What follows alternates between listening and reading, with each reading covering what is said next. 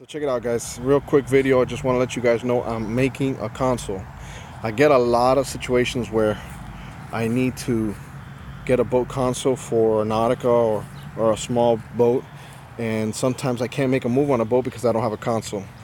So I'm just making this plug so I can make a mold out of this, and eventually I'm gonna I've made some modifications obviously to this.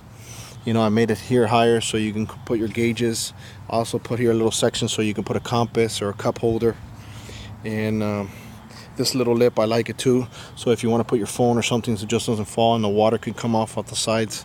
So I'm starting to think about this. I got another one in mind that's going to be different. It's all elaborate because the molds have to be, you know, it's pretty elaborate, you know, because you got to make several molds to get the look that I want.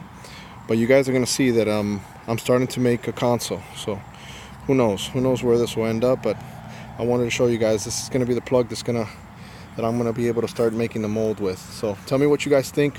Obviously the bottom part is not on. Okay, there's a lower section that is actually getting worked on right now. So, but this is going to be the top of the console. So you guys can take a look and let me know what you think in the comments below.